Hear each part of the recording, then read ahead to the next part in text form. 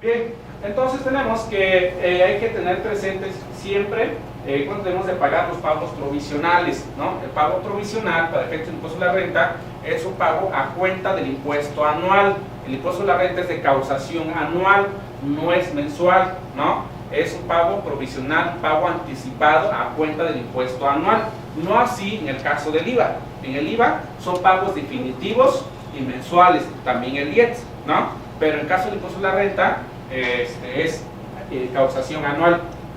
Bueno, en el artículo 14 de la ley del impuesto sobre la renta nos regula cómo debemos de hacer nuestros pagos provisionales. Es bien importante hacerlo adecuadamente porque luego batallamos que traemos un coeficiente muy alto, ¿no? Porque el año pasado nos fue bien y en este año nos está yendo mal. Ahorita les voy a decir qué vamos a hacer cuando traemos un coeficiente alto, ¿no?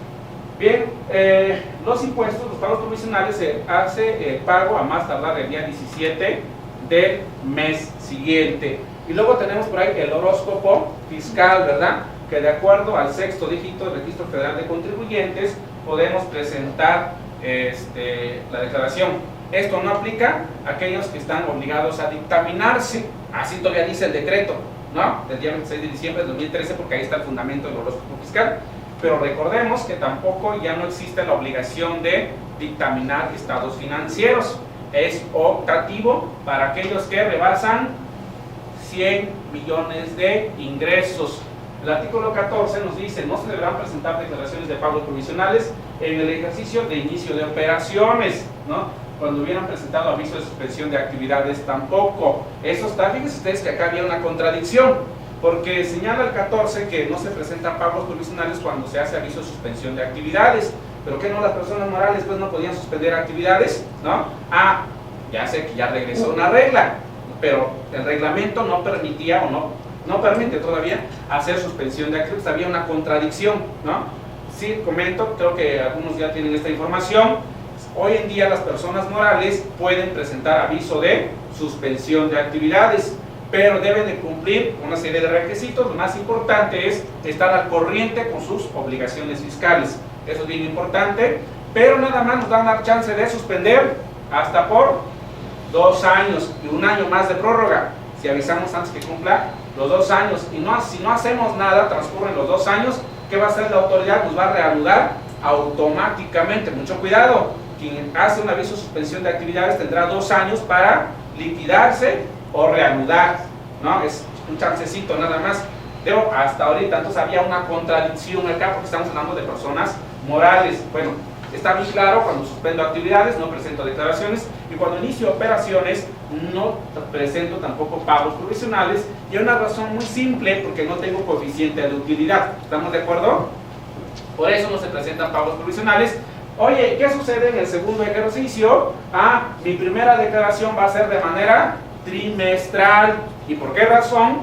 Porque tampoco tengo el coeficiente de utilidad. O sea, enero no he presentado todavía mi declaración anual, febrero tampoco, en marzo presento mi declaración anual, entonces ya conozco el coeficiente de utilidad. Enero a marzo lo voy a presentar en abril y ya va a ser de manera trimestral, porque en marzo presenté mi declaración anual y ya conozco mi coeficiente de utilidad, ¿no? Entonces el segundo ejercicio es trimestral, el pago provisional. Los ingresos nominales es todo menos el ajuste anual por inflación acumulable. ¿Y a qué me refiero cuando digo que es todo? Pues son los ingresos, son los anticipos. Es bien importante disminuir la pérdida fiscal. La pérdida fiscal es aquella que resulta cuando en un ejercicio tenemos más deducciones que ingresos, ¿verdad? Tenemos una pérdida fiscal. ¿Qué pasa con la pérdida fiscal? Podemos amortizarlas en el siguiente ejercicio hasta 10 años. Si no amortizamos una pérdida fiscal pudiéndolo haber hecho, perdemos el derecho de hacerlo hasta por el monto que pudimos haberlo hecho. ¿Qué sucede cuando es una sociedad que da anticipos a rendimientos a cuenta de la utilidad anual a sus socios, ¿no? Normalmente las sociedades civiles, muchos de nosotros tenemos una sociedad civil, ¿verdad? Yo siempre he dicho que nosotros los contadores, que tenemos una sociedad civil, nunca debemos de pagar impuesto sobre la renta propio, ¿sí?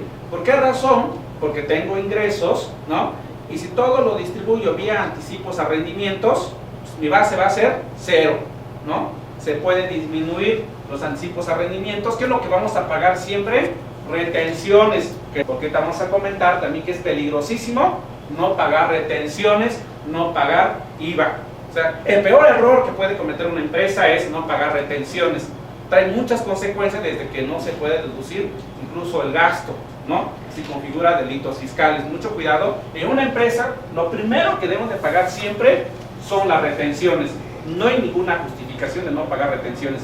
Después el IVA. O sea, si no lo pago, me estoy quedando con un dinero que no me pertenece, me estoy jineteando el dinero del SAT, ¿verdad? Acá está, brevemente, el cálculo del pago provisional, ¿no? A ver, vamos a recordar cómo se calcula el impuesto a la renta mensualmente. ¿Qué tenemos? Ventas, ¿no? Ahorita vamos a ver en qué momento se acumulan los ingresos.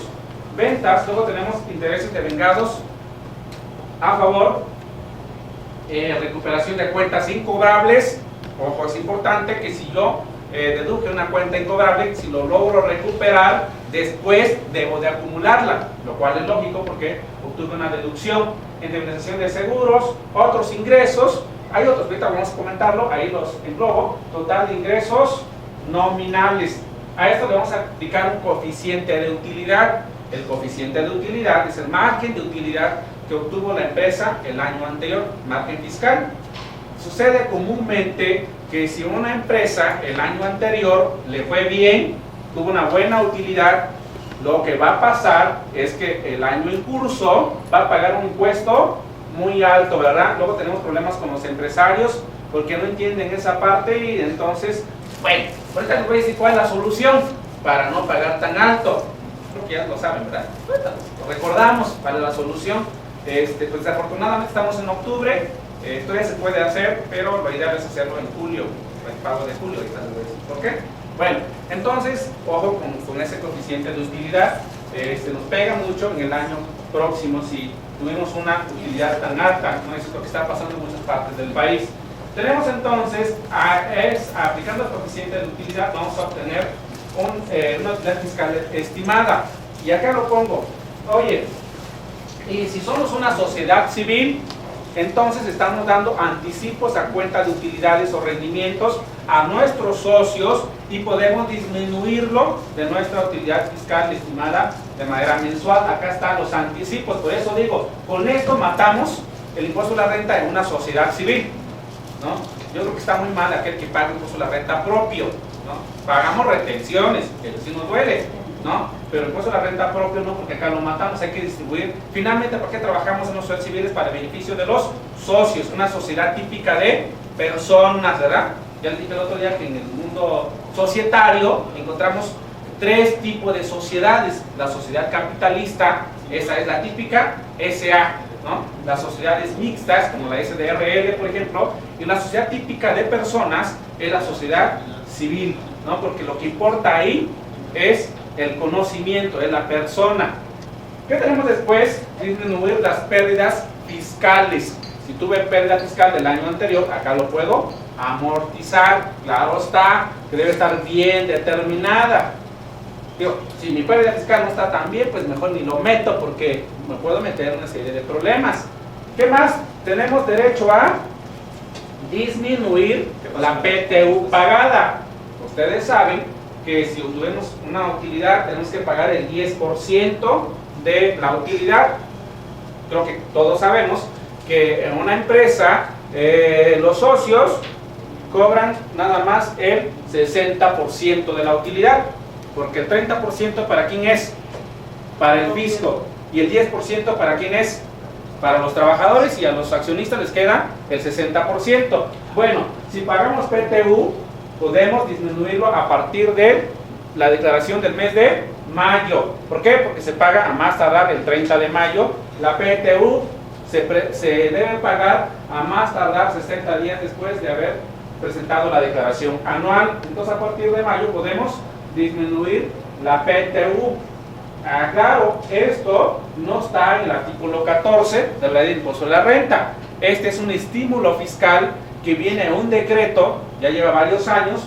Ahora ven que hay un decreto que compila todos los decretos, ¿no? Y eso está el día 26 de diciembre de 2013, se publicó este estímulo fiscal, que no más vino a renovar lo que ya traía en años anteriores, ¿no? Este no está en la ley de impuesto a la renta, sino es un estímulo fiscal que está por decreto. Bueno, y ya obtengo ahora sí mi resultado fiscal base, aplico la famosa tasa del 30% y obtengo mi impuesto determinado acumulado. Acá puedo disminuir mis pagos provisionales efectuados, puedo disminuir retenciones. Después de eso tendría yo mi pago provisional y puedo disminuir también el subsidio para el empleo, ¿no? El subsidio para el empleo, dicho sea de paso, solo se puede acreditar contra impuesto propio, ISR propio, y el retenido a terceros.